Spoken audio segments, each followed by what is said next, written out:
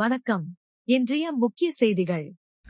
புதுச்சேரி முதலியார்பட்டி தொகுதியில் தேர்தல் பிரசாரம் மேற்கொண்ட பாஜக கட்சி வேட்பாளர் திரு ஜான்குமார் அவர்கள் புதுச்சேரி மாநிலம் வளர்ச்சி அடைய தாமரை சின்னத்திற்கு வாக்களிக்குமாறு பிரசாரம் செய்தார். புதுச்சேரி சட்டசபை தேர்தல் வரும் ஏப்ரல் 9ஆம் தேதி நடைபெறவுள்ளது. இந்நிலையில் கடந்த 16ஆம் தேதி தொடங்கிய வேட்புமனு தாக்கல் முடிவடைந்த நிலையில் வேட்பாளர்கள் தங்கள் தொகுதிகளில் தேர்தல் பிரசாரம் மேற்கொண்டு வருகின்றனர். இந்நிலையில் முதலியார்பட்டி தொகுதியில் பாஜக கட்சியின் சார்பில் போட்டியிடும் வேட்பாளர் ஜான்குமார் அவர்கள் சுஹானா நகர் பகுதியில் வீடு வீடாக சென்று பாஜக கட்சியின் ஆக்கப்பூர்வமான திட்டங்களால் கடந்த காலங்களில் புதுச்சேரி மாநிலம் அடைந்த வளர்ச்சி குறித்து பேசி பொதுமக்களிடையே வாக்கு சேகரித்தார். மேலும் மத்தியில் ஆளும் அரசு புதுச்சேரியும் ஆளும் பட்சத்தில் நமக்கு தேவையான அனைத்து வசதிகளும் உடனுக்குடன் கிடைக்கும் என்றும் பொதுமக்களுக்கு எடுத்துரைத்தார். மேலும் தமக்கு தாமரை சின்னத்தில் வாக்களித்து பெருவாரியான வாக்குகள் வித்தியாசத்தில் வெற்றியடைய செய்ய வேண்டும் என்றும் பொதுமக்களிடம் கேட்டுக் கொண்டார். தான் வெற்றி பெற்றால் முதலியார்பட்டி தொகுதியை புதுச்சேரியில் முன்மாதிரி தொகுதியாக மாற்றி காட்டுவேன் என்றும் தனது தேர்தல் பிரசாரத்தில் பொதுமக்களிடம் தெரிவித்தார். தேர்தல் பிரசாரத்தின் போது பாஜக கட்சி நிர்வாகிகள், தொண்டர்கள் மற்றும் ஜான்குமாரின் ஆதரவாளர்கள் திரளானோர் உடனிருந்தனர். புதுச்சேரி காமராஜர் நகர் தொகுதியில் லட்சிய ஜனநாயக கட்சி மற்றும் என்ஆர் காங்கிரஸ் நிர்வாகிகள் கூட்டம் நடைபெற்றது.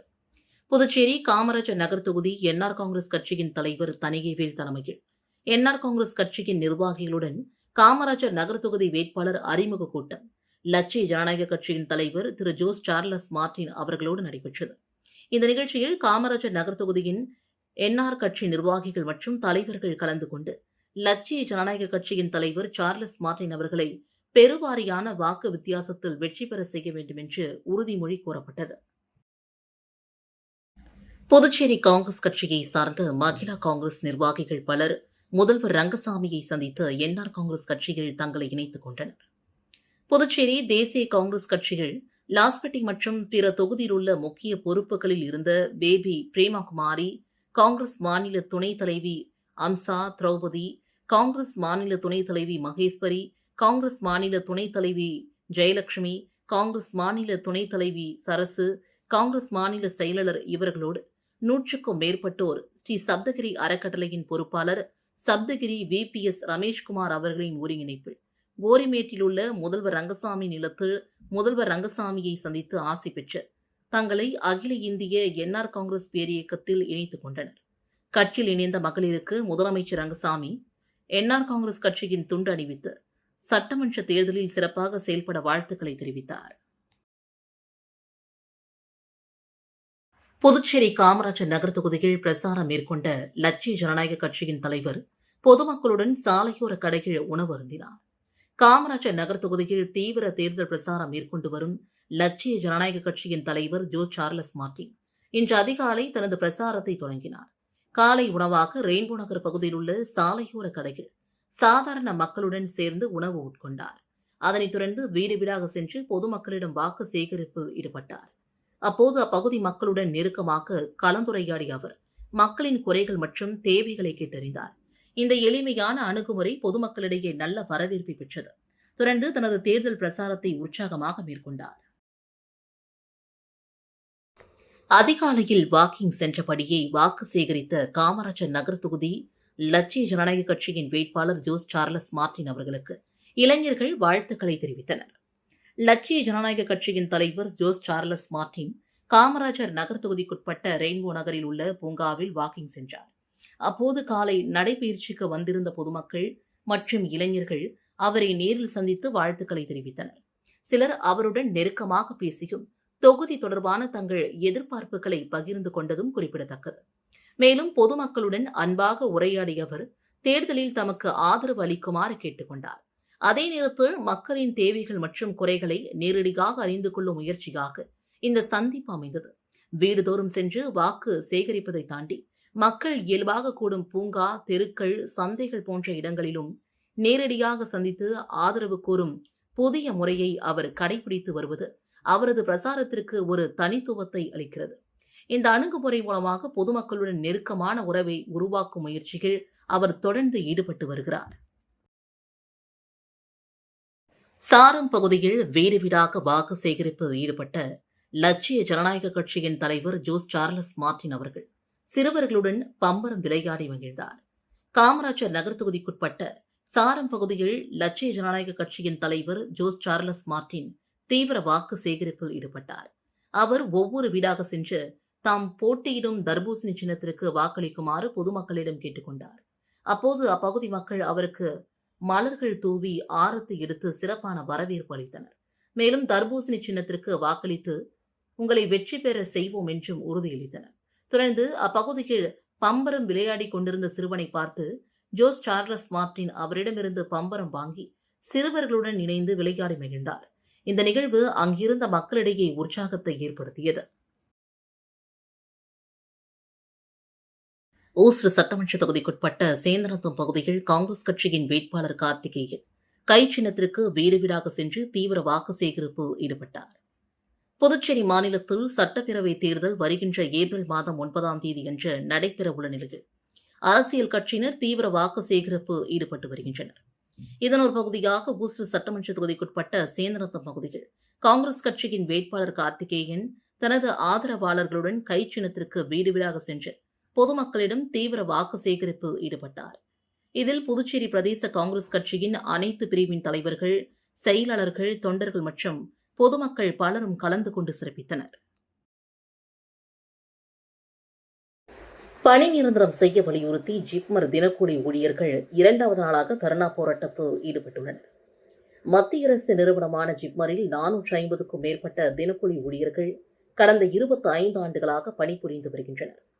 பணி நிரந்தரம் செய்ய வேண்டும், ஊதியத்தை உயர்த்தி வழங்க வேண்டும் உள்ளிட்ட பல்வேறு கோரிக்கைகளை வலியுறுத்தி பல ஆண்டுகளாக போராடி வருகின்றனர். மேலும் பணி நிரந்தரம் செய்ய வலியுறுத்தி ஊழியர்கள் நீதிமன்றத்திலும் வழக்கு தொடர்ந்தனர். ஊழியர்களை பணி நிரந்தரம் செய்ய வேண்டும் என்று நீதிமன்றம் 2 முறை உத்தரவிட்டும் நிர்வாகம் நடவடிக்கை எடுக்கவில்லை.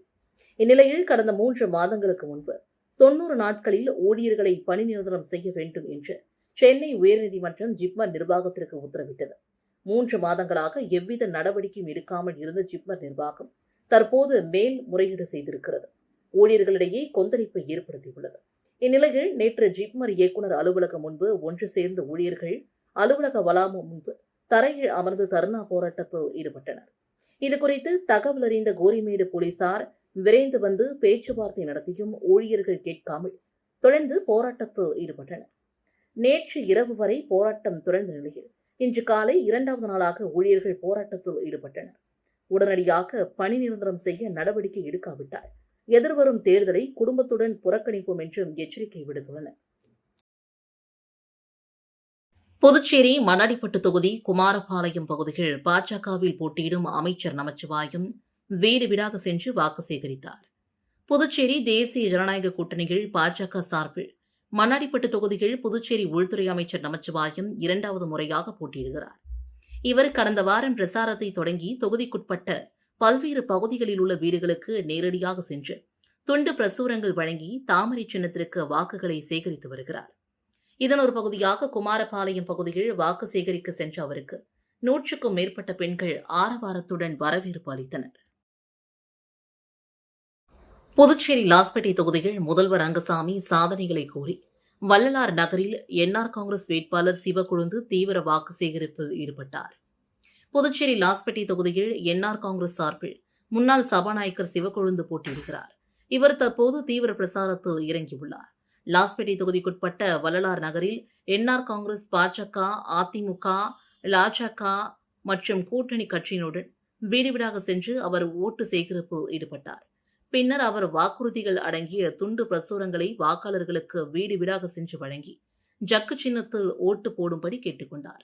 அப்போது முதல்வர் ரங்கசாமி பல்வேறு திட்டங்களை வாக்காளர்களிடம் எடுத்துக் கூறினார். பல இடங்களில் ஆரத்தி எடுத்து ஆளுயர மாலை அணிவித்தும் பொதுமக்கள் வரவேற்பு அளித்தனர்.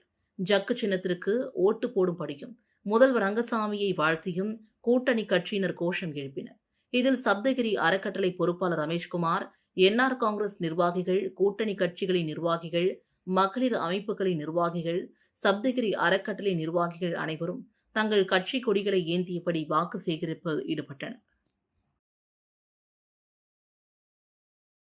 புதுச்சேரியில் சட்டமன்ற தேர்தலில் போட்டியிட வேட்புமனுவை வாபஸ் பெறுவதற்கான அவகாசம் நிறைவடைந்தது. கடந்த 16ஆம் தேதி வேட்புமனு தாக்கல் தொடங்கிய நிலையில் அதனை வாபஸ் பெறுவதற்கான அவகாசம் நிறைவு பெற்றது. வழக்கமாக தமிழகத்துடன் சேர்த்து புதுச்சேரியிலும் சட்டமன்ற தேர்தல் நடத்தப்படும். இந்நிலையில் இந்த ஆண்டு புதுச்சேரி சட்டமன்ற தேர்தல் முன்னதாக நடைபெறுகிறது. அதாவது தமிழகத்தில் ஏப்ரல் 23ஆம் தேதி சட்டமன்ற தேர்தல் நடைபெறுகிறது. ஆனால் புதுச்சேரியில் முன்னதாக ஏப்ரல் 9ஆம் தேதி தேர்தல் நடைபெறுகிறது. புதுச்சேரி சட்டமன்ற தேர்தலுக்கு கொடுக்கப்பட்ட கால அவகாசம் மிக குறைவாகவே இருந்தது. இதன் காரணமாக பல்வேறு குழப்பங்களும் நீடித்தன. இருப்பினும் கடந்த 16ஆம் தேதி வேட்புமனு தாக்கல் தொடங்கியது. முதல் 2 நாட்கள் யாரும் வேட்புமனு தாக்கல் செய்யவில்லை. 23ஆம் தேதி வேட்புமனு தாக்கல் நிறைவு பெற்றது.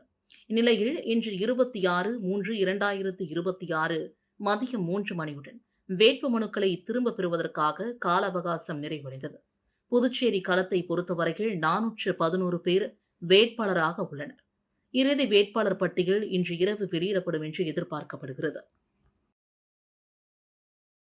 இத்துடன் செய்திகள் நிறைவடைந்தன. வணக்கம்.